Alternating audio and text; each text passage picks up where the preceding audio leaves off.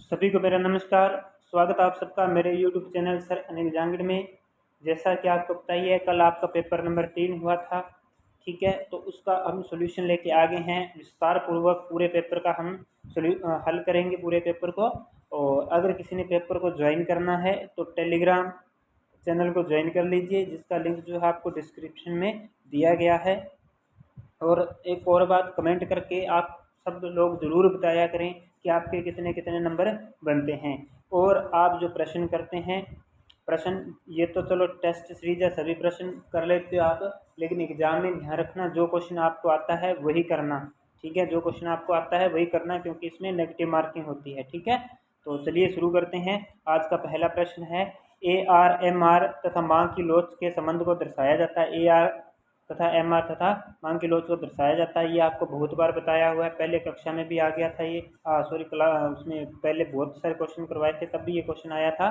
तो इसका सी होगा ई डी बराबर ए आर बटे A R minus M R द्वारा, ए आर बटे A R minus M R द्वारा। ठीक है, दूसरा प्रश्न है कि अल्पकाल में एक फर्म द्वारा अर्जित असाधारण हानि कदापि आईएसी से अधिक नहीं हो सकती, एएफसी से अधिक। देखिए, जो अल्पकाल में जो असाधारण हानि है वो एएफसी से अधिक नहीं हो सकती है, कभी भी एएफसी से अधिक नहीं हो सकती है। ठीक है, इसके बाद में प्रश्न नंबर 3 देखिए। प्रश्न नंबर 3 नंबर प्रश्न, मांग की कीमत लोच, मांग की आय लोच तथा मांग की प्रतिस्थापन लोच का पारस्परिक संबंध क्या है।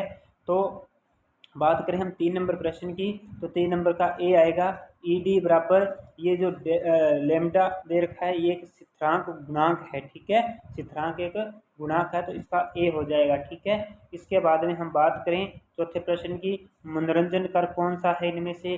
क्या केंद्र सरकार का प्रत्यक्ष आय स्रोत मनोरंजन कर है, या केंद्र सरकार का अप्रत्यक्ष स्रोत, या राज्य सरकार का प्रत्यक्ष स्रोत, या राज्य सरकार का अप्रत्यक्ष स्रोत है। तो इसमें डी आएगा, जो मनोरंजन कर है वो राज्य सरकार का अप्रत्यक्ष स्रोत है। ठीक है, इसके बाद हम बात करेंगे प्रश्न नंबर 5। प्रश्न नंबर 5 देखिए। प्रश्न नंबर 5 कह रहा है कि एकाधिकारी बाजार में उत्पादक का केवल मांग पर नियंत्रण होता है, केवल पूर्ति पर नियंत्रण होता है। तो एकाधिकारी बाजार में जो है उत्पादक का केवल पूर्ति पर नियंत्रण होता है, किस पर, पूर्ति पर नियंत्रण होता है। ठीक है, छठा प्रश्न, उत्पादन फलन से जुड़ा हुआ सबसे प्रमुख नाम इनमें से कौन सा है। उत्पादन फलन से जुड़ा हुआ प्रमुख नाम इनमें से कोब डगलस है, कोब डगलस है। इसके बाद में हम बात करते हैं प्रश्न नंबर 7 की। 7 नंबर प्रश्न, उत्पादन साधन की मांग होती है। उत्पादन साधन की मांग कैसी होती है, प्रश्न पहले भी आ गया था। तो व्युत्पन्न मांग होती है। कैसी मांग होती है, व्युत्पन्न मांग होती है। इसके बाद में प्रश्न नंबर 8 देखिए, सूचकांकों की गणना करते समय आधार वर्ष हो सकता है, आधार वर्ष हो सकता है श्रृंखला या कुछ वर्षों का औसत या स्थिर, तो उपरोक्त सभी इनमें से ये सारे हो सकते हैं। ठीक है, इसके बाद में प्रश्न नंबर 9 देखिए। प्रश्न नंबर 9 नंबर प्रश्न है, आप बाजार में वस्तु की कीमत उसकी उपयोगिता के बराबर देते हैं, उसकी सीमांत उपयोगिता के बराबर देते हैं, विक्रेता जो भाव बताता है वह देते हैं, या आप स्वयं जो देना चाहते हैं वह देते हैं। देखिए, प्रत्येक उपभोक्ता जो है किसी वस्तु की कीमत जो है उसकी सीमांत उपयोगिता से अधिक नहीं देना चाहता। ठीक है, तो इसका आएगा बी नंबर आएगा, 9 नंबर का बी आएगा। 10वां प्रश्न है, वर्तमान में अंतर्राष्ट्रीय व्यापार का प्रमुख प्रहरी कौन है, डब्ल्यूटीओ है। कौन है, डब्ल्यूटीओ है। ठीक है, ध्यान रखिएगा। इसके बाद में प्रश्न नंबर 11 देखिए। 11 नंबर प्रश्न, यदि कर की दर सभी आय वर्गों के लिए समान हो तो वह कर होगा। कौन सा कर होगा, यदि कर की दर सभी वर्गों के लिए समान हो जाए तो वो कर होगा अनुपातिक। कौन सा होगा, अनुपातिक होगा। ठीक है, अनुपातिक। इस ये जो है ना, यदि कर की दर जो है वो सभी आय वर्गों के लिए अगर समान हो जाए तो इसे अनुपातिक कर पद्धति कहते हैं। क्या कहते हैं, अनुपातिक कर पद्धति कहते हैं। ठीक है, तो ये ध्यान रखिएगा। ठीक है, इसके बाद में बात करें, भारत में मान्यता प्राप्त शेयर बाजारों की संख्या कितनी है। इस प्रश्न को मैं छोड़ रहा हूँ। वैसे ये जो प्रश्न है, कई प्रश्न जो थोड़े मान लीजिए पुराने हैं। ठीक है, तो अभी इस प्रश्न को मैं छोड़ रहा हूँ। ठीक है, और इसके बाद हम बात करते हैं, यदि देश के निर्यात की मांग बेलोचदार है, यदि देश के निर्यात की मांग बेलोचदार है तो विदेशों में उनको बेचा जा सकता है, विदेशों में उनको बेचा जा सकता है ऊंची कीमतों पर। किस पर, ऊंची कीमतों पर बेचा जा सकता है। ठीक है, और वैसे मैं 12वीं का आपको बता देता हूँ, 12वीं का वैसे 22 है। ठीक है, इसके बाद में बात करेंगे, क्योंकि ये जो टेस्ट सीरीज है 2018 वाला जो एग्ज़ाम हुआ था तब की है ये, ठीक है। इसके बाद हम बात करते हैं 13वां प्रश्न, यदि देश के निर्यात की मांग बेलोचदार है तो विदेशों में उनको बेचा जा सकता है। यदि देश के निर्यात की मांग बेलोचदार है, यदि देश के निर्यात की मांग बेलोचदार है, तो ये प्रश्न अपना हो गया था इसका ऊंची कीमतों पर, ठीक है। इसके बाद हम आगे बात करते हैं, रेल, डाक, टेलीफोन आदि सेवाओं के उपयोग के बदले में दिया जाता है, क्या दिया जाता है? कर दिया जाता है, जुर्माना दिया जाता है, या विशेष कर दिया जाता है, या मूल्य दिया जाता है। तो इसमें आएगा मूल्य दिया जाता है, ठीक है।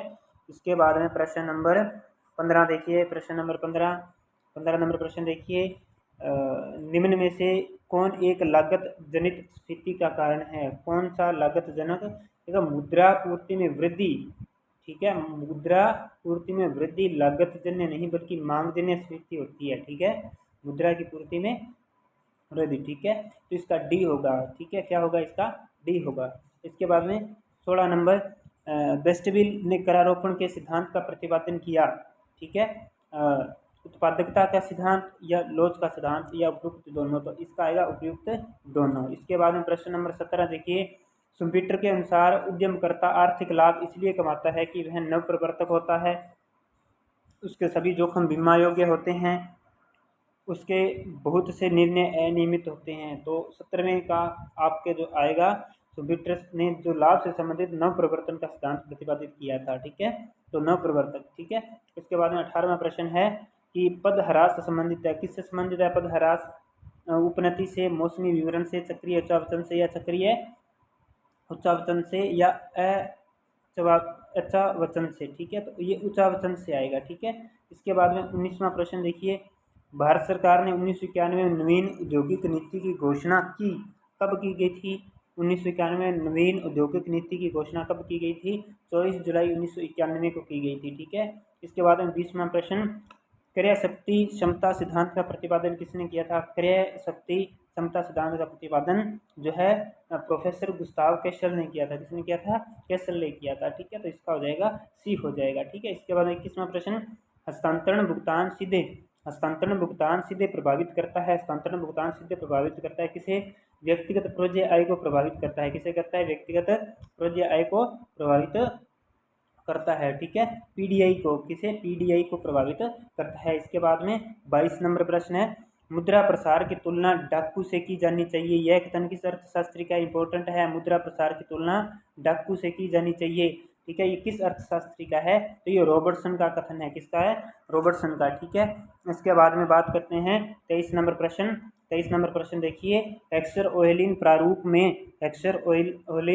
में साधन बहुलता को परिभाषित किया गया है। तो इसमें आपके जो आएगा, साधन की भौतिक मात्रा से भी किया गया है और साधन कीमतों से भी किया गया है, इसका आएगा सी नंबर, ठीक है। इसके बाद हम बात करते हैं प्रश्न नंबर 24 नंबर प्रश्न की बात करते हैं। 24 नंबर प्रश्न है, व्यापार की शर्तें टर्म्स ऑफ ट्रेड की आर्थिक धारणा का अर्थशास्त्र में योगदान करने का श्रेय किसे जाता है? तो 24 में आपका आएगा टोजिंग, क्या आएगा? टोजिंग को जाता है, ठीक है। व्यापार की शर्तें ये आपको पहले ही बताया हुआ है। इसके बाद में 25 नंबर है, शिशु उद्योग तर्क की व्याख्या अक्सर निम्न संदर्भ में की जाती है, किस संदर्भ में की जाती है? शिशु उद्योग तर्क की व्याख्या, शिशु उद्योग तर्क की व्याख्या जो है वो संरक्षण के संदर्भ में की जाती है, किसके संदर्भ में? संरक्षण के संदर्भ में की जाती है। इसे हैमिल्टन ने विकसित किया था, ठीक है, ये थोड़ा सा ध्यान रखिए। और इसे लोकप्रिय बनाने का काम किया था फ्रेडरिक लिस्ट ने, ठीक है। इसके बाद में हम बात करते हैं आगे नेक्स्ट 26वां प्रश्न, परिवार नियोजन कार्यक्रम में जो प्रणाली अपनाई गई उसका नाम क्या? देखिए, परिवार नियोजन कार्यक्रम में जो प्रणाली अपनाई गई थी वो थी कैफेटेरिया प्रणाली। कौन सी थी? कैफेटेरिया प्रणाली, तो इसका हो जाएगा सी। इसके बाद में बात करते हैं अपने प्रश्न नंबर 27 की। प्रश्न नंबर 27 की बात करें, नीचे दिए कूट का प्रयोग करते हुए सही उत्तर का चयन करें। तो ये प्रश्न, ठीक है, छोड़ना पड़ेगा। इसके बाद में हम बात करते हैं 28 नंबर प्रश्न की, तरलता जाल की अवधारणा किसने विकसित किया? तरलता जाल की अवधारणा किसने विकसित किया? तो ये तो आपको पता ही होगा, कीन्स ने विकसित किया। किसने विकसित किया? ये कीन्स ने विकसित किया, ठीक है। इसके बाद में आगे बात करें, प्रश्न नंबर 29 की बात करें, यदि प्रतीप गमन गुणांक 1 से बड़ा है तो दूसरा प्रतीप गुणांक होना चाहिए। तो ये क्या होगा? 1 से छोटा परंतु 0 से अधिक, जबकि दोनों का गुणनफल 1 से अधिक नहीं होना चाहिए, ठीक है। तो ये 1 से छोटा होगा और 0 से अधिक होगा, ठीक है, 0 नहीं होगा, ठीक है, ये ध्यान रखिएगा। इसके बाद में बात करें तो इसका हो जाएगा अपना 29वीं का हो जाएगा बी। इसके बाद में बात करते हैं प्रश्न नंबर 30 की। प्रश्न नंबर 30 देखिए, 30 नंबर प्रश्न है, उत्पादन को इस कार्य के रूप में परिभाषित किया जा सकता है। इस कार्य के रूप में उत्पादन को किस कार्य के रूप में परिभाषित किया जा सकता है? तो उपयोगिता का सर्जन करना, लाभ कमाना, उपयोगिता नष्ट करना, सेवाएं प्रदान करना। तो ये ऑप्शन तो इसके बिल्कुल नहीं है, इसका करेक्ट आंसर होगा ए नंबर। क्या होगा? ए नंबर। इसके बाद में 31 नंबर प्रश्न देखिए, आभास लगान क्या है? आभास लगान क्या है? देखिए, आभास लगान होता है कुल परिवर्तनशील लागत पर कुल आय का अधिक्य जो होता है वो आभास लगान होता है, ठीक है। इसके बाद में हम बात करते हैं प्रश्न नंबर 32 की। 32 नंबर प्रश्न देखिए, 32 नंबर प्रश्न है, भारत के केंद्रीय बैंक के सभी कार्यों को कौन सा बैंक संपादित करता है? तो ये आपको पता ही होगा, भारतीय रिजर्व बैंक। इसके बाद में 33 नंबर प्रश्न है, निम्न में से कौन गुणात्मक साख नियंत्रण की रीति नहीं है? कौन सी रीति गुणात्मक साख नियंत्रण की नहीं है? तो इसमें आपके क्या आएगा? मार्जिन आवश्यकता परिवर्तन ये है, विभेदात्मक ब्याज दरें ये भी है, नैतिक दबाव ये भी है, लेकिन नगद आरक्षित अनुपात में परिवर्तन ये नहीं है, ठीक है, ये नहीं होगा। गुणात्मक साख नियंत्रण की में मार्जिन की आवश्यकताएं, ब्याज दर में परिवर्तन, नैतिक दबाव और CRR ये सब आते हैं, ठीक है। और ये जो नगद आरक्षित अनुपात है ये इसके अंदर नहीं आएगा, ठीक है। इसके बाद में बात करते हैं 34 नंबर प्रश्न, जिस रेट पर बैंक रिजर्व बैंक को उधार देते हैं उसे क्या कहते हैं? उसे क्या कहते हैं ये आपको पता ही होगा। जिस रेट पर बैंक रिजर्व बैंक को उधार देते हैं, जिस रेट पर, ठीक है, बैंक देते हैं, ठीक है, तो वो होती है आपके रिवर्स रेपो रेट होती है। कौन सी होती है? रिवर्स रेपो रेट होती है, ठीक है। और इसके बाद हम बात करते हैं 35 नंबर प्रश्न की। 35 नंबर प्रश्न देखिए, यदि दीर्घकाल बाह्य मितव्ययताएं बाह्य अमितव्ययताओं से अधिक हो तो पूर्ण प्रतियोगिता का उद्योग का पूर्ति वक्र कैसा होगा? देखिए, पूर्ण प्रतियोगिता में दीर्घकाल में जैसे जैसे उत्पादन बढ़ता है, ठीक है, वो वैसे क्या होता है, साधनों का अनुकूलतम संयोग प्राप्त होता है, ठीक है। इस दशा में, इस कंडीशन में क्या होता है, बाह्य मितव्ययताएं अधिक तथा अमितव्ययताएं कम होती है, ठीक है। और इसके परिणाम स्वरूप क्या होता है, उत्पादन बढ़ने के साथ लागतें कम होती जाती है, जिससे पूर्ति नीचे की ओर, जो पूर्ति वक्र है वो नीचे की ओर गिरता हुआ अर्थात ऋणात्मक ढाल वाला होता है। कैसा होता है? ऋणात्मक ढाल वाला होता है, ठीक है, इसका सी हो जाएगा। 36 नंबर प्रश्न है, निम्न में से किस राज्य की प्रति व्यक्ति आय सबसे अधिक है? कौन किसकी सबसे अधिक है? तो गोवा, ठीक है। और इस प्रश्न को मैं स्टार लगा रहा हूँ, ठीक है।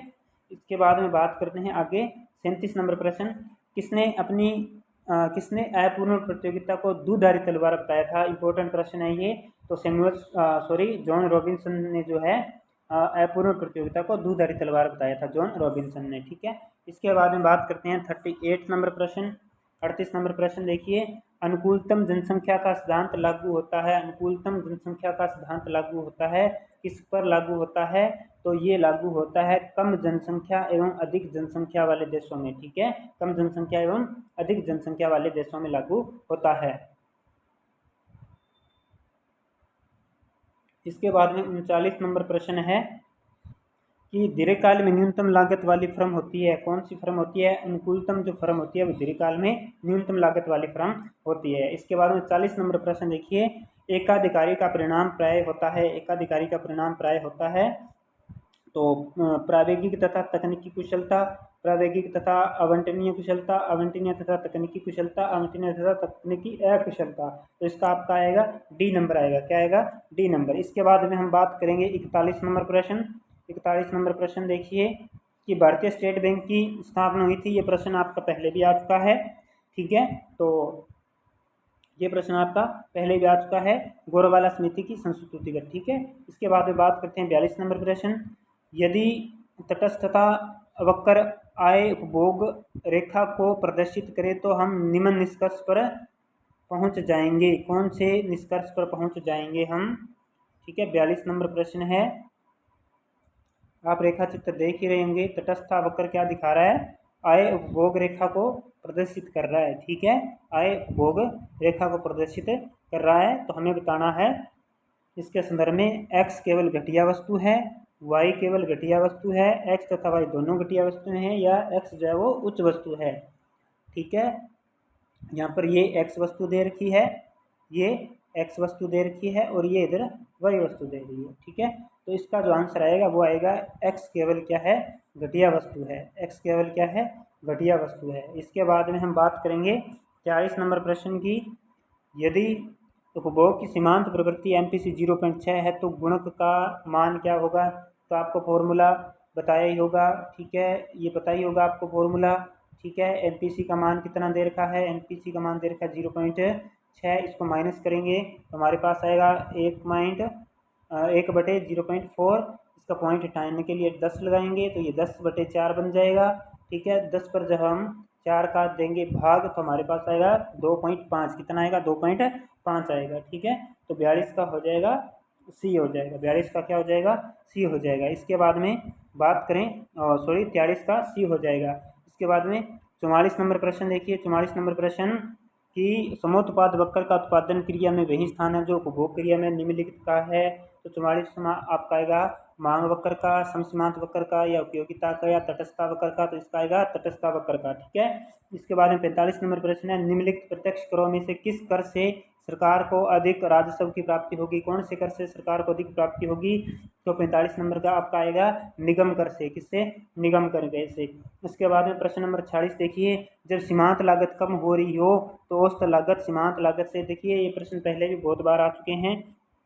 ये बात करें जब सीमांत लागत औसत जब सीमांत लागत कम हो रही हो औसत लागत सीमांत लागत से, तो अब हमें इसका आंसर बताना है। ठीक है, तो यहाँ पर हम बनाते हैं। ये मान लीजिए हमारा AC वक्र है, ये हमारा AC वक्र है, और ये हमारा MC वक्र है। ठीक है, देखिए शुरू में क्या है, सीमांत लागत जो है वो औसत लागत की अपेक्षा जो है तेजी से गिरती है। ठीक है, और अपने निम्न बिंदु के बाद औसत लागत की अपेक्षा तेजी से भी उठती भी है। ठीक है, इस कारण जो है इसमें क्या आएगा, कम होती है। क्या होती है? कम होती है। जब सीमांत लागत कम हो रही होती है तो औसत लागत जो है सीमांत लागत से कम होती है। तो यहाँ पर आप देख ही रहे हो। ठीक है, इससे क्या होती है? कम होती है। ठीक है, इसके बाद हम बात करेंगे आगे, अधिक होती है।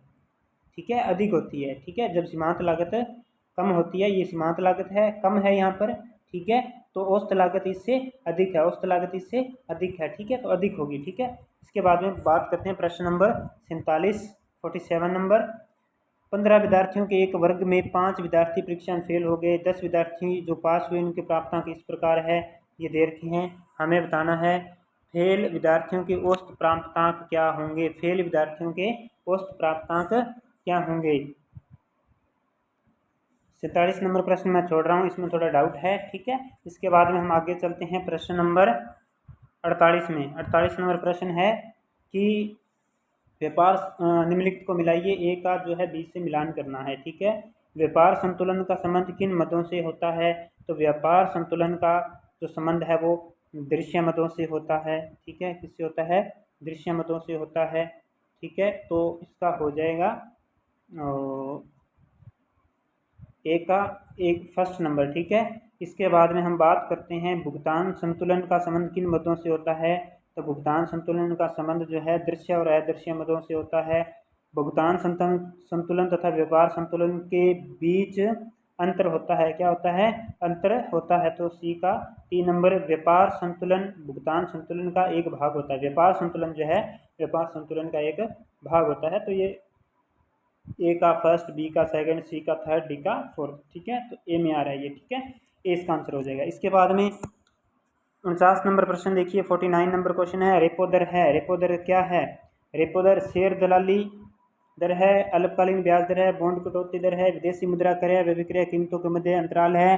तो रेपो दर जो है वो अल्पकालीन ब्याज दर है, अल्पकालिक ब्याज दर है। ठीक है, इसके बाद में 50 नंबर प्रश्न प्रमुख लागत को किस नाम से जाना जाता है? प्रमुख लागत को परिवर्तनशील लागत के नाम से जाना जाता है। ठीक है, इसके बाद में आएगा आपके प्रश्न नंबर 51। 4 और 16 का गुणोत्तर माध्य होगा। 4 और 16 का गुणोत्तर माध्य क्या होगा? तो ये आपके फॉर्मूला आपको आता ही होगा। ठीक है, इन दोनों का हम कर लेंगे मल्टीप्लाई। दोनों डिजिट का जो संख्या दी गई है उनका मल्टीप्लाई कर लेंगे। ये आएगा आपके 64। 64 कितने का होता है जी? ये होता है 8 का, ठीक है। कितने का रूट होता है? 8 का, ठीक है। तो इसका हो जाएगा बी हो जाएगा, 51 का बी हो जाएगा, ठीक है। इसके बाद में बात करते हैं 52 नंबर प्रश्न। निम्नलिखित में से कौन शुद्ध सार्वजनिक वस्तु की विशेषता नहीं है? तो यहाँ पर बता दें शुद्ध सार्वजनिक वस्तु की विशेषताएं कौन सी होती है। इन पर जो है अपरिवर्तन का सिद्धांत लागू नहीं होता है, उपभोग की प्रतिद्वंदता नहीं रहती है, और ये निःशुल्क होती है, ठीक है। और इनमें जो है बाध्यता भी, ठीक है। और इसके अंदर जो आपका आंसर आएगा वो आएगा अपवर्जनीयता। क्या आएगी?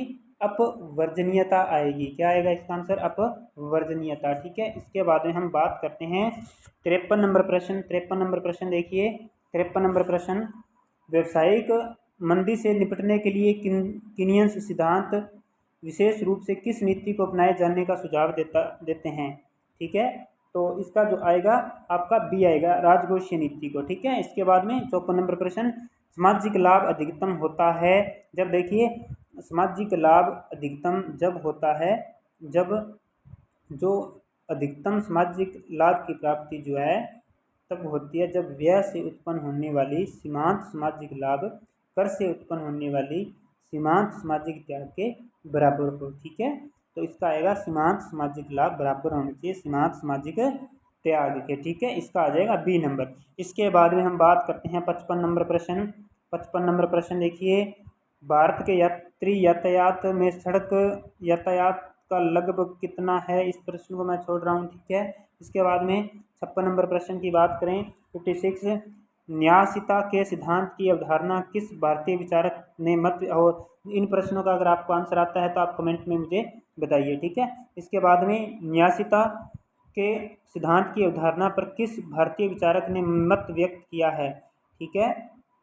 तो इसमें बात करें तो महात्मा गांधी ने, किसने? महात्मा गांधी ने, ठीक है, महात्मा गांधी ने, ठीक है। इसके बाद में 57 नंबर प्रश्न है, भारतीय रिजर्व बैंक द्वारा नोट निर्गमन की किस पद्धति का अनुसरण किया जाता है? कौन सी पद्धति का अनुसरण किया जाता है? तो ये न्यूनतम कोष पद्धति का, किसका? न्यूनतम कोष पद्धति का, ठीक है, जो 1956 से अपनाई जा रही है, ठीक है। इसके बाद में बात करते हैं 58 नंबर प्रश्न, 12वें वित्त आयोग की संस्तुतियाँ किस काल के लिए है? तो ये 2005 से 2010 के लिए, ठीक है। और 59, रिजर्व बैंक ने भारत में अपना कार्य कब प्रारंभ किया? ये आपको पता ही होगा, 1 अप्रैल 1935, ठीक है। इसके बाद में 60 नंबर प्रश्न, मुद्रा परिमाण सिद्धांत को रोजगार से संबंध करने वाली अर्थशास्त्री कौन है? तो ये आपको पता ही है, केन्स है, ठीक है।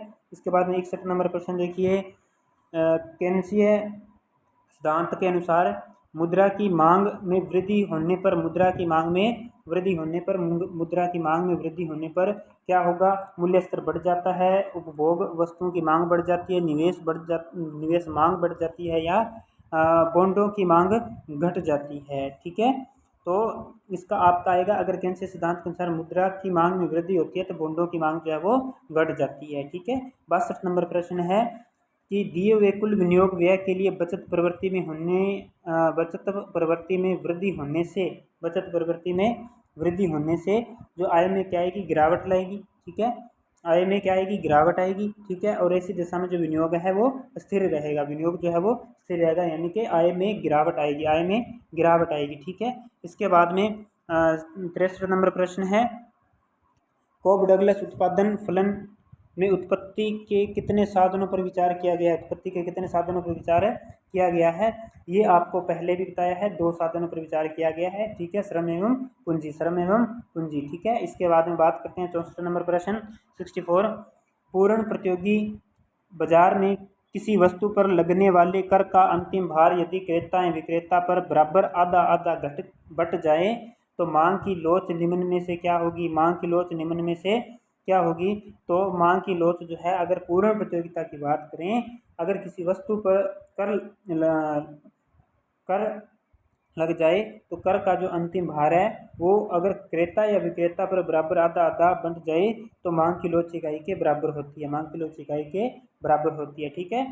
विश्व व्यापार में भारत का अंश कितना है? ये प्रश्न, इसका आंसर आप कमेंट करके बताइए, कितना है विश्व व्यापार में भारत का अंश, ठीक है।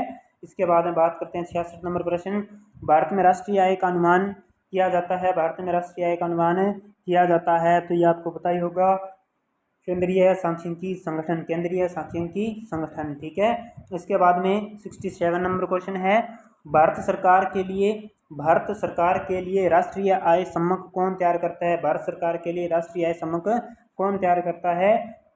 तो केंद्रीय सांख्यिकी संगठन करता है। कौन करता है? केंद्रीय सांख्यिकी संगठन करता है, ठीक है।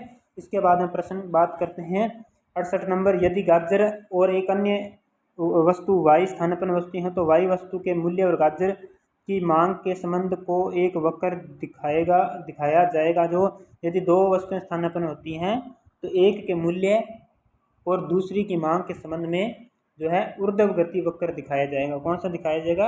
ऊर्ध्व गति वक्र दिखाया जाएगा, ठीक है। इसके बाद में बात करें भारत में वित्त आयोग का गठन कौन करता है? भारत में वित्त आयोग का गठन ये आपको पता ही होगा, राष्ट्रपति करता है। कौन करता है? राष्ट्रपति करता है। इसके बाद हम बात करेंगे प्रश्न नंबर 70 नंबर प्रश्न। 70 नंबर प्रश्न देखिए, पूंजी के मांग पक्ष से संबंधित गरीबी के दुष्चक्र को तोड़ने के लिए रेगनर नर्कस ने सिफारिश की है, ठीक है। किसकी सिफारिश की है? असंतुलन विकास की, संतुलन विकास की, उपभोग के लिए प्रेरणाओं की, या कृषि और औद्योगिक विकास की। तो इसका जो आंसर आएगा, जो पूंजी की मांग पक्ष से संबंधित गरीबी के दुष्चक्र को तोड़ने के लिए जो है रेगनर ये जो नर्कस है, ठीक है, इन्होंने संतुलित विकास की सिफारिश की है, ठीक है। इसके बाद में राज्य सरकार के राजस्व का मुख्य स्रोत कौन सा है? तो बिक्री कर होता है। कौन सा होता है? बिक्री कर होता है। 72 नंबर प्रश्न, अंतर्राष्ट्रीय व्यापार के तुलनात्मक लागत सिद्धांत का मूल किसके लेखों में पाया जाता है? किसके लेखों में पाया जाता है? रिकार्डो के लेखों में पाया जाता है, ठीक है। इसका आएगा रिकार्डो।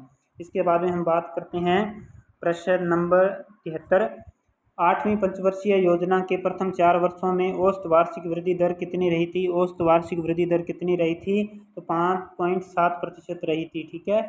इसके बाद में 74 नंबर प्रश्न। 74 नंबर प्रश्न, वास्तविक सकल राष्ट्रीय उत्पाद का मान क्या होगा? वास्तविक सकल राष्ट्रीय उत्पाद का मान होता है मौद्रिक सकल राष्ट्रीय उत्पाद इंटू आधार वर्ष में कीमत स्तर बटे चालू वर्ष में कीमत स्तर, ठीक है। तो इसका आपका हो जाएगा सी, ठीक है। इसके बाद में 75 नंबर प्रश्न देखिए, अनुपातिक कर प्रणाली, अनुपातिक कर प्रणाली में क्या होगा? आय के सभी स्तरों पर समान दर से कर लगाया जाएगा। आय के सभी स्तरों पर कर की दर बढ़ती जाएगी। आय के सभी स्तरों पर कर राशि समान रहती है, या उपरोक्त सभी। तो अनुपातिक कर प्रणाली में आय के सभी स्तरों पर समान दर से कर लगाया जाता है, ठीक है। समान दर से कर लगाया जाता है, ठीक है। इसके बाद में IS वक्र की ढाल कैसी होती है? ये आपको क्लास में बताया था, ऋणात्मक होती है, ठीक है। कैसी होती है? ऋणात्मक होती है, ठीक है। ये नीचे की तरफ गिरता हुआ होता है, ठीक है। इसके बाद में बात करते हैं 77 नंबर क्वेश्चन, ग्रामीण निर्धनता को दूर करने वाला प्रमुख कार्यक्रम कौन सा है? प्रमुख कार्यक्रम कौन सा है? तो IRDP भी है, ठीक है। IRDP भी है, GRY भी है, ट्राइसन, ठीक है, ये भी है।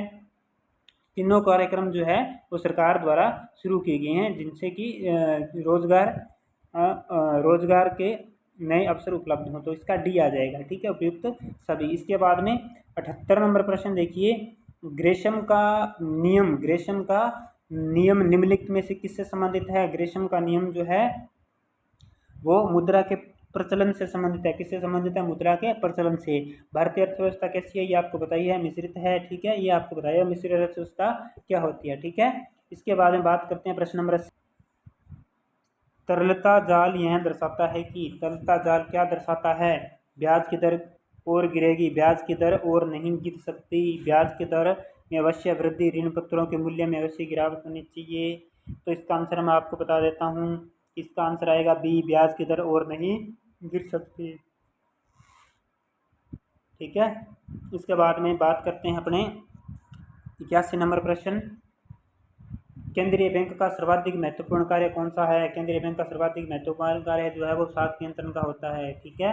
इसके बाद में हम बात करते हैं आगे, गुणांक की अवधारणा सर्वप्रथम किसने दी थी? गुणांक की अवधारणा सबसे पहले किसने दी थी? तो काहन ने दी थी, ध्यान रखिएगा, ठीक है। इसके बाद में 83 नंबर प्रश्न, आधुनिक मुद्रा के परिणाम सिद्धांत के संस्थापक कौन है? तो कीन्स है, ठीक है, ये आपको पता ही होगा।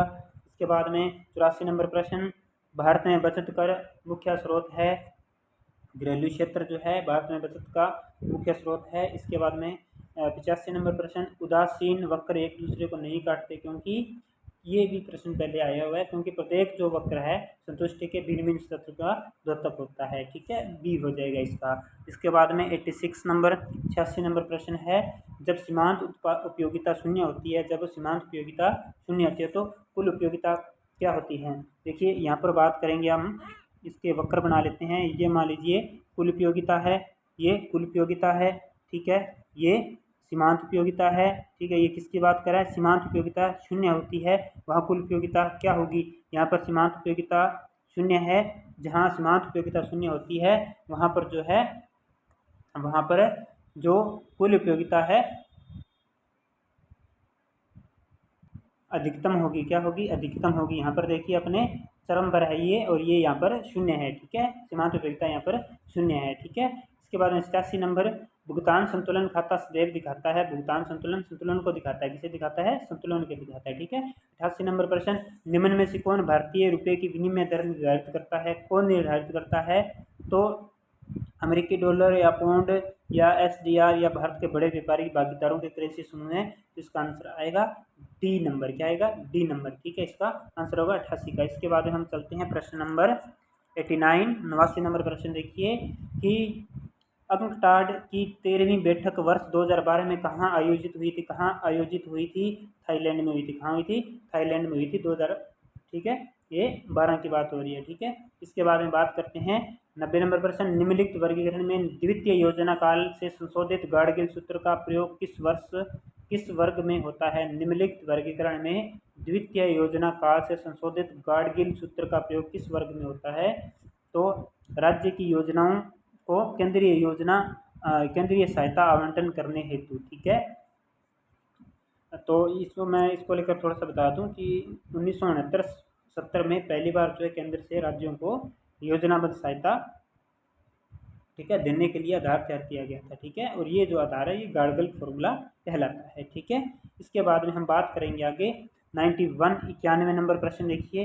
91 नंबर प्रश्न, ब्याज के बट्टा सिद्धांत के जनक हैं। ब्याज के बट्टा सिद्धांत के जनक हैं, कौन है ब्याज के बट्टा से। ठीक है, तो ये बावर्क हैं। कौन है, बावर्क।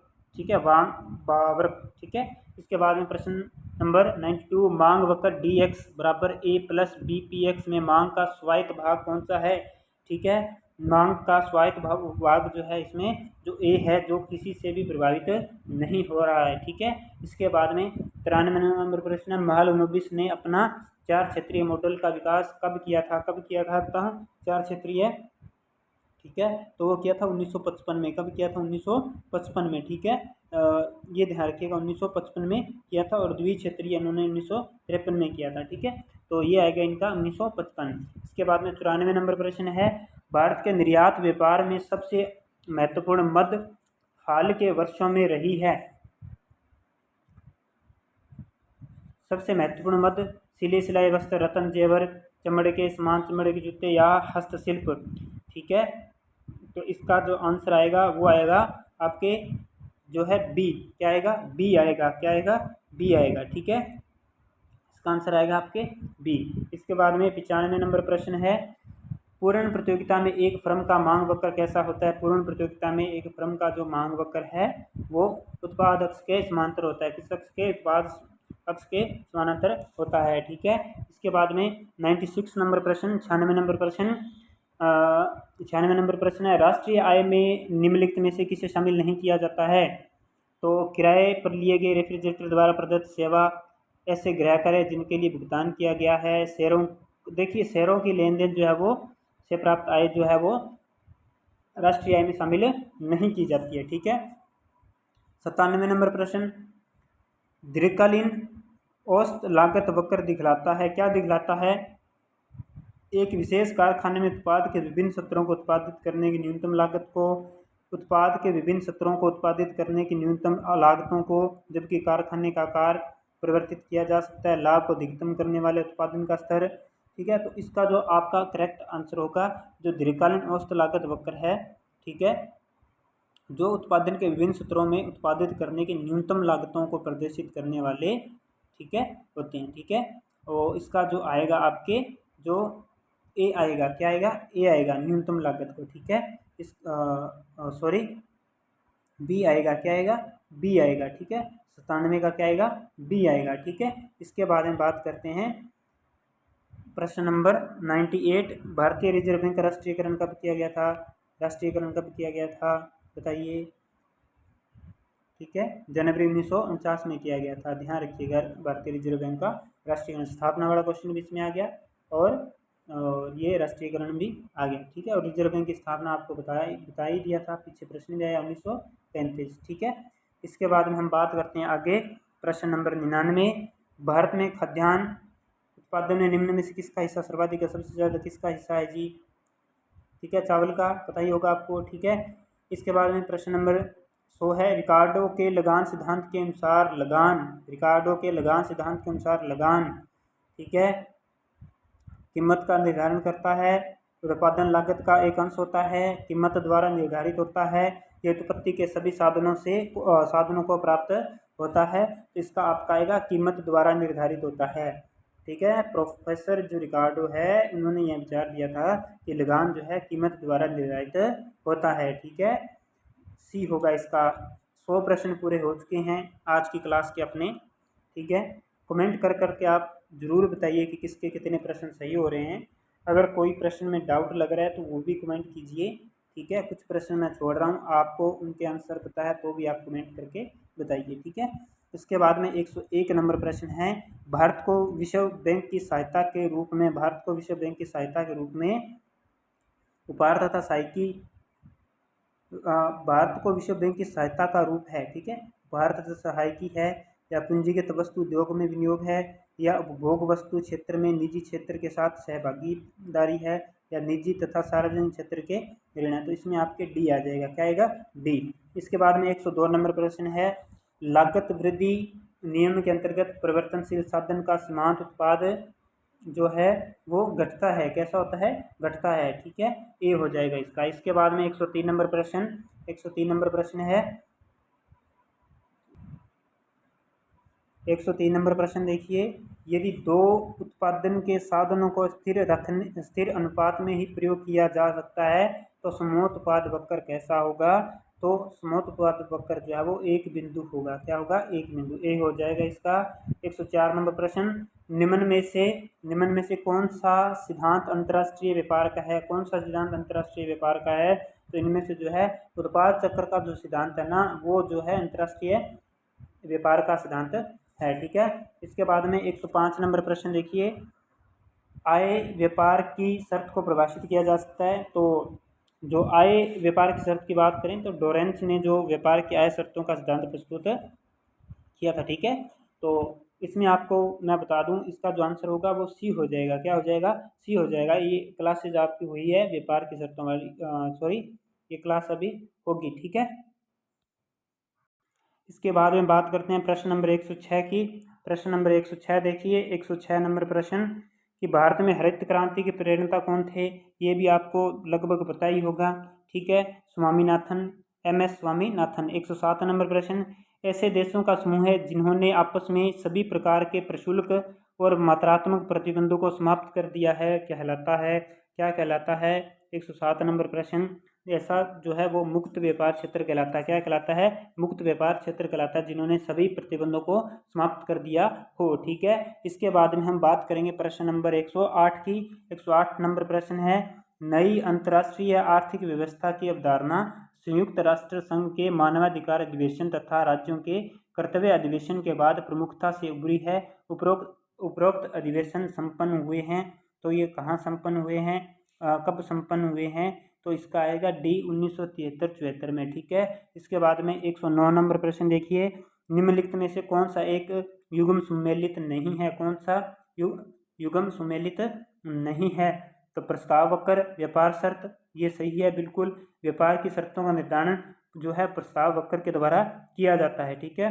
अधिकतम लाभ, कीमत नेतृत्व में जो है बात करें तो नेता फर्म का लाभ अधिकतम होता है, ठीक है, ये भी सही है। इसके बाद में विकुंचित मांग, विवेचनात्मक एकाधिकार, देखिए विकुंचित मांग वक्र अल्पाधिकारी बाजार में पाई जाती है, किसमें पाई जाती है, अल्पाधिकारी में पाई जाती है, तो ये इसका गलत हो जाएगा, ठीक है। और जो एंजिल का नियम है वो खाद्य सामग्री से संबंधित है। ठीक है, तो इसका सी हो जाएगा। 110 नंबर प्रश्न देखिए। 110 नंबर प्रश्न है कि श्रम विभाजन मूलतः सीमित होता है, श्रम विभाजन मूलतः सीमित होता है बाजार के विस्तार से। किसके? बाजार के विस्तार से। ठीक है, ये हो जाएगा इसका। 111 नंबर प्रश्न है, आभास लगाने के लिए निम्नलिखित में से कौन सा एक कथन सत्य है? कौन सा एक कथन सत्य है? यह प्राप्त होता है सभी साधनों को अल्पकाल में, सभी साधनों को दीर्घकाल में, या सभी साधनों को स्थिर साधनों को दीर्घकाल में, या स्थिर साधनों को अल्पकाल में। आभास लगाने के लिए अगर बात करें हम तो स्थिर साधनों को अल्पकाल में। ठीक है, इसका आंसर होगा डी। क्या होगा इसका आंसर? डी होगा। और इसमें बता दें, आभास लगाने का जो प्रतिपादन है वो मार्शल के द्वारा किया गया था। किसके द्वारा किया गया था? मार्शल के द्वारा किया गया था। ठीक है, इसके बाद में देखिए 112 नंबर प्रश्न है। 112 नंबर प्रश्न, सामान्य ऋण समझौता नामक समझौता किसके द्वारा किया गया है? किसके द्वारा किया गया है? तो अंतर्राष्ट्रीय मुद्रा कोष के द्वारा किया गया है। ठीक है, इसे 113 नंबर प्रश्न देखिए आगे। ब्याज के तरलता पसंद की सिद्धांत में तरलता जाल बताता है कि क्या बताता है? कि मुद्रा की मांग पूर्ण लोचदार हो गई है। क्या बताता है? मुद्रा की मांग पूर्ण लोचदार हो गई है। इसमें क्या है? एक सीमा तक मुद्रा की मात्रा में वृद्धि करने से ब्याज दर कम हो जाती है, परंतु जो एक सीमा के बाद अगर मुद्रा की मात्रा में वृद्धि की जाए तो ब्याज की दर पर कोई प्रभाव नहीं पड़ती है। तो ऐसी कंडीशन में जो है वो मुद्रा की मांग जो है वो पूर्णतः लोचदार हो जाती है। ठीक है, तो इसका होगा ए होगा। ठीक है, इसके बाद में हम बात करते हैं 114 नंबर प्रश्न, संपूर्ण विपणन अधिकार की सुविधा भारत सरकार उन्हीं को प्रदान करती है जो उद्यमी अपने उत्पाद पेटेंट की प्रार्थना डाक बक्सा प्रणाली के माध्यम से करते हैं। ठीक है, इसके बाद में 115 नंबर प्रश्न, निम्नलिखित में से कौन सा एक केंद्रीय बैंक का गुणात्मक साख नियंत्रण नहीं है? कौन सा नहीं है जी इनमें से? तो गुणात्मक साख नियंत्रण जो बात करें तो साख, ये जो खुले बाजार की क्रियाएं हैं ये नहीं है, खुले बाजार की क्रियाएं हैं ये नहीं है। ठीक है, इन्हें मात्रात्मक साख नियंत्रण में शामिल किया जाता है। ठीक है, इसके बाद में 116 नंबर प्रश्न देखिए। 116 नंबर प्रश्न देखिए, निम्नांकित वाक्यांशों में से कौन सा निर्यात समान उद्योगों पर लागू होता है? कौन सा समान उद्योगों पर लागू होता है? तो जब्तशुदा सामानों के निर्यात से प्राप्त आय, पर्यटन उद्योग से प्राप्त आय, ऐसी वस्तु जो राष्ट्र के बंदरगाहों के बाहर भेजी ही न जाए, उपहार या सैंपल के निर्यात। तो इसका आपका आएगा बी, पर्यटन उद्योग से प्राप्त आय, पर्यटन उद्योग से प्राप्त आय। ठीक है, 117 नंबर प्रश्न, सामाजिक लाभ अधिकतम कब होता है? सामाजिक लाभ अधिकतम कब होता है? तो सामाजिक लगान जो है अधिकतम तब होता है जब सामाजिक सीमांत उपयोगिता सीमांत सामाजिक त्याग के बराबर होती है। प्रश्न पहले भी आ चुका है इस टाइप का।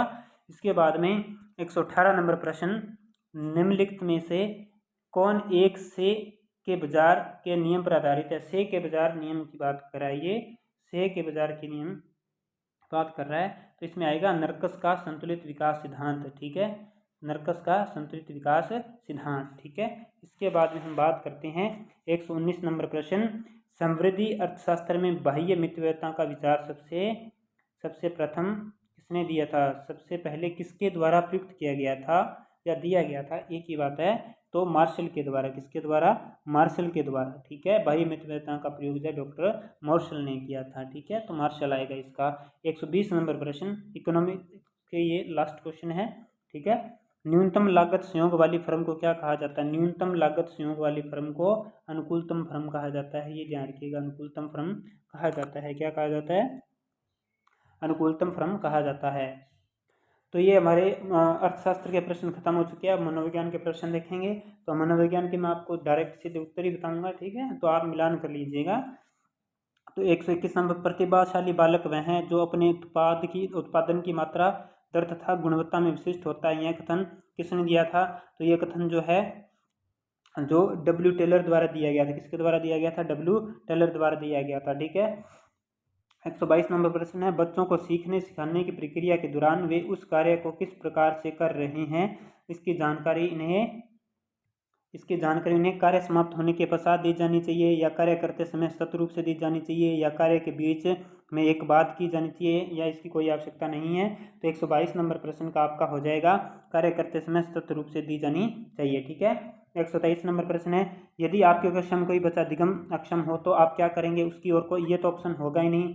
ठीक है। उसकी अतिरिक्त कक्षा लेंगे या उसकी अक्षमता किस प्रकार की है जानकर उसको, जी यही होगा, बिल्कुल बी होगा इसका।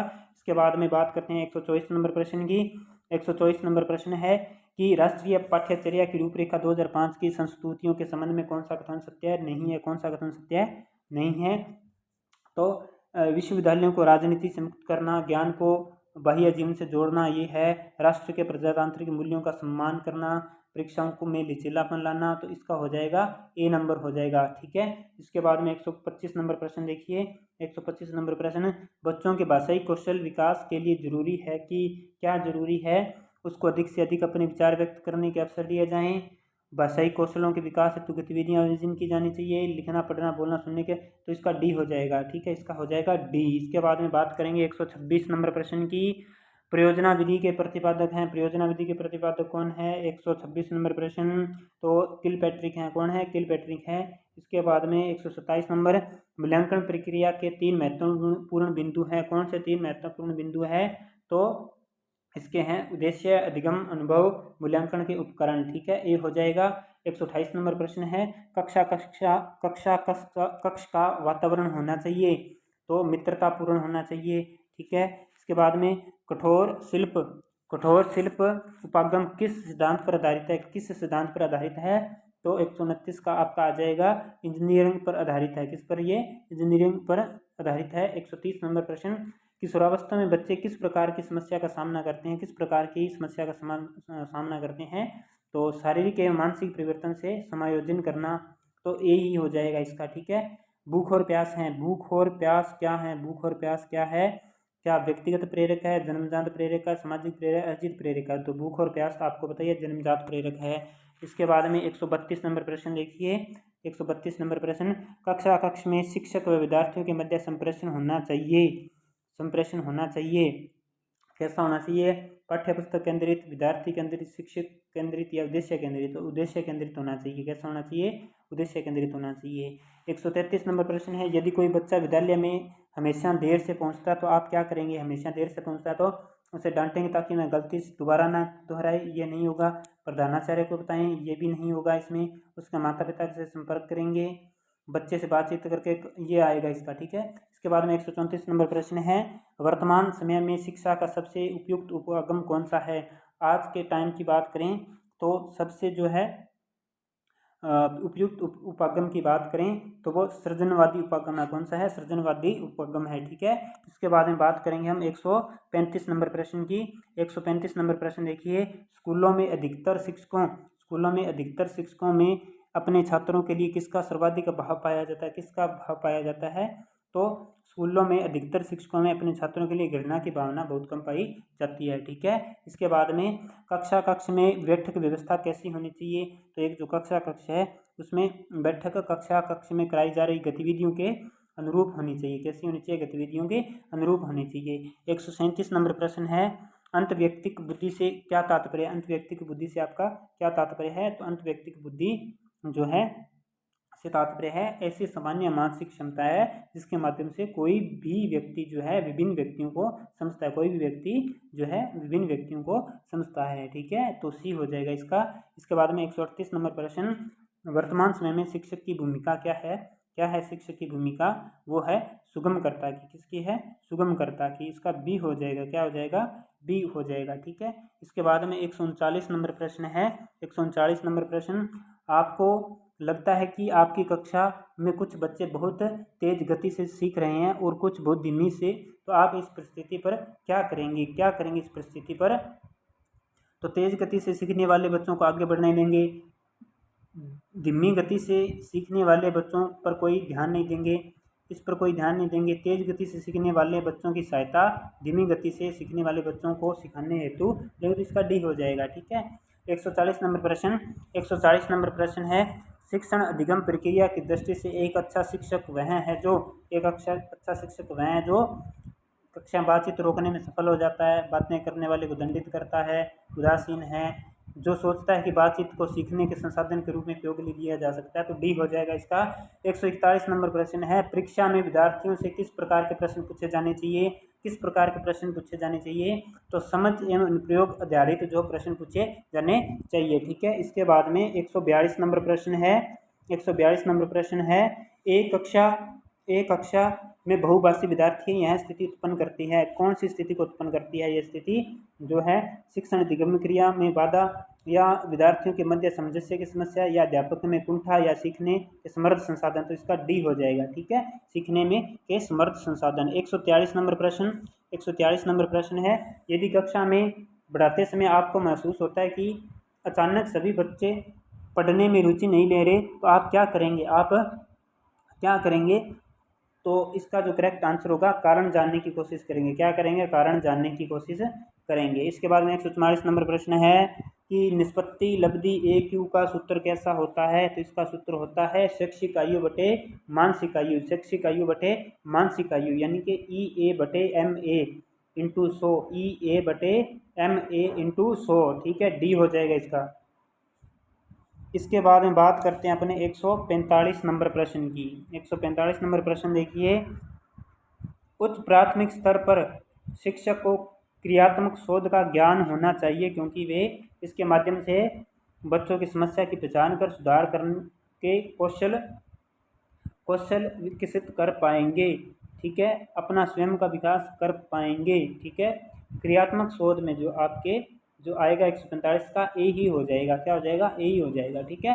146 नंबर प्रश्न है, शिक्षा का अधिकार अधिनियम 2009 ने 6 वर्ष से 14 वर्ष आयु के विद्यालय कभी न गए अथवा विद्यालय शिक्षा अधूरी छोड़ने वाले बच्चों को शिक्षा की ओर मुख्य धारा से जोड़ने हेतु क्या किया गया है, तो इसमें 146 नंबर प्रश्न का आएगा, ठीक है, विशेष पाठ्यक्रम लागू नहीं जी, विशेष प्रशिक्षण लागू करने पर जोर दिया गया है, ठीक है, तो इसका बी होगा। इसके बाद हम बात करेंगे प्रश्न नंबर 147 की, 147 की सुमेलित करना है, ठीक है, तो ये सुमेलित करना है। 147 नंबर प्रश्न है, जो बात करें एक तत्व सिद्धांत है, बहुतत्व सिद्धांत है, समूह तत्व सिद्धांत है, त्रियाम सिद्धांत है। तो बात करें बुद्धि के एक तत्व सिद्धांत का प्रतिपादन बिन्ने ने किया था, ठीक है, किसने किया था, एक तत्व सिद्धांत का बिन्ने ने किया था, ठीक है, और बहुतत्व सिद्धांत जो है उसका थॉर्नडाइक ने किया था, किसने किया था, थॉर्नडाइक ने किया था। और जो बात करें इसमें समूह तत्व सिद्धांत की, तो थ्रस्टन ने किया था, ठीक है, किसने किया था, और त्रियामी जो है गिलफोर्ड ने किया था, ठीक है। तो इसका ये आप देख लीजिए, ठीक है, ए का 1 है, बी का 2 है, सी का 3 है, डी का 4 है, ठीक है, तो ये हो जाएगा त्रियामी सिद्धांत जो है, ठीक है। देखिए इस प्रश्न में थोड़ा डाउट है, ठीक है, इस प्रश्न को मैं छोड़ रहा हूँ, ठीक है, आप इसका सही आंसर निकालिएगा, ठीक है, इसे मैं छोड़ रहा हूँ। 148 नंबर प्रश्न है, यदि आपकी कक्षा का कोई बच्चा प्राय चुप रहता है तो आप क्या करेंगे, आप क्या करेंगे, उसकी ओर कोई ध्यान नहीं देंगे, उसको किसी मनोवैज्ञानिक के पास ले जाएंगे, उसके चुप रहने के कारण को जानने का प्रयास करेंगे, ये हो जाएगा जिसका। तो इसके बाद में 149 नंबर प्रश्न है, सतत एवं व्यापक मूल्यांकन से क्या तात्पर्य है, सतत एवं व्यापक मूल्यांकन से क्या तात्पर्य है, तो नियमित रूप से मासिक परीक्षा लेना, या सीखने की प्रक्रिया के दौरान शैक्षिक एवं शैक्षिक क्षेत्रों को नियमित रूप से आंकलित करना, तो इसका बी हो जाएगा, ठीक है। लास्ट प्रश्न है आज का, बालक केंद्रित शिक्षा के अंतर्गत क्या सम्मिलित नहीं है, तो गृह कार्य प्रदान करना जो है बालक केंद्रित शिक्षा के अंतर्गत शामिल नहीं है। बाकी जो है सभी बालकों को प्रश्न पूछना, प्रेरित करना, बाल्य के अनुभव को प्राथमिकता प्रदान करना, सृजनात्मकता को बढ़ावा देना, ये तीनों ही तत्व सम्मिलित हैं। तो ये आज के पूरे पेपर का सॉल्यूशन मैंने आपको बता दिया है विस्तारपूर्वक, ठीक है। तो अब आप अपने प्रश्न मिलाइए और कमेंट में ज़रूर बताइएगा, अगर किसी प्रश्न में डाउट है तो वो भी मुझे बताइएगा। अगर आपने चैनल को सब्सक्राइब नहीं किया तो चैनल को सब्सक्राइब कर लीजिए, ज़्यादा से ज़्यादा शेयर कीजिए, और इस टेस्ट सीरीज से जुड़ने के लिए टेलीग्राम चैनल को ज्वाइन कीजिए। मिलते हैं अगली क्लास में, धन्यवाद।